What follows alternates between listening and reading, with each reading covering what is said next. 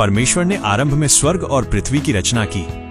सृष्टि से पहले आरंभ में कुछ भी नहीं था, न आकाश, न पृथ्वी, न समय, न कोई जीवन। सारी जगह एक गहरा असीम अंधकार छाया हुआ था, लेकिन वहां परमेश्वर था, अनादि और अनंत। वो अपने आत्मा से जल के ऊपर मंडरा रहा था। पहला दिन उजियाला हुआ, फिर परमेश्वर ने कहा उजियाला हो, और अचानक अंधकार को चीरते हुए तेज प्रकाश प्रकट हुआ। परमेश्वर ने देखा कि उजियाला अच्छा है। उसने उजियाले को दिन और अंधकार को रात कहा। यह सृष्टि का पहला दिन। दूसरे दिन परमेश्वर ने कहा जल के बीच एक आकाश हो जो जल को जल से अलग करे, और ऐसा ही हुआ। ऊपर का पानी बादलों में चला गया और नीचे का पानी समुद्र बन गया। आकाश नीला और विशाल फैल गया जैसे अनंत का द्वार। तीसरा दिन भूमि और पेड़ पौधे। फिर परमेश्वर ने कहा नीचे का जल एक जगह इकट्ठा हो ताकि सूखी भूमि दिखे, और सूखी भूमि दिखाई दी। उसने सूखी भूमि को पृथ्वी और जल को समुद्र कहा। फिर परमेश्वर ने पृथ्वी को आदेश दिया हरियाली उत्पन्न कर, पेड़ पौधे और फलदार वृक्ष उग, और पृथ्वी हरी चादर से ढक गई। पहाड़, नदियां और जंगल जीवन से भर उठे। चौथे दिन परमेश्वर ने कहा दिन पर राज्य करने के लिए सूर्य हो, और रात पर राज्य करने के लिए चांद और सितारे हों, और ऐसा ही हुआ। सूर्य ने पृथ्वी को प्रकाश और गर्मी दी, चांद ने रात को सुंदर बना दिया, और तारों ने आकाश को रत्नों की तरह सजा दिया। दिन और रात, ऋतु और वर्ष सब अपनी गति में चल पड़े। पांचवें दिन परमेश्वर ने कहा जल में जीव हों और आकाश में पक्षी उड़े। तुरंत समुद्र में जीवन उमड़ पड़ा।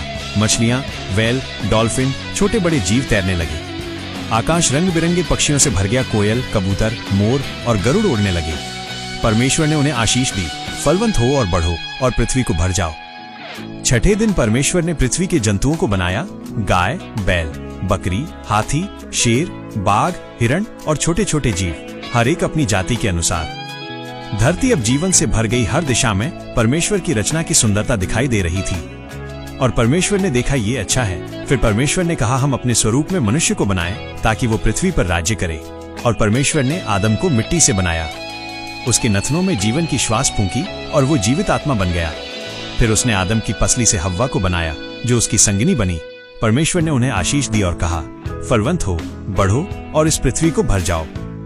6 दिनों में परमेश्वर ने सारी सृष्टि पूरी की। फिर 7वें दिन उसने विश्राम किया और उस दिन को आशीष देकर पवित्र ठहराया। अब पृथ्वी सुंदर और पूर्ण थी, जहां हर चीज परमेश्वर की योजना के अनुसार चल रही थी। परमेश्वर ने आदम और हव्वा को अदन की सुंदर वाटिका में रखा।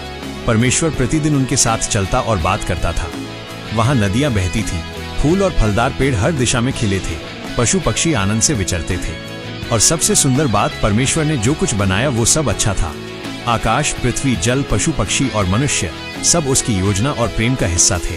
वो चाहता है कि मनुष्य उसकी सृष्टि का ध्यान रखे और उसके साथ सदा संगति में रहे।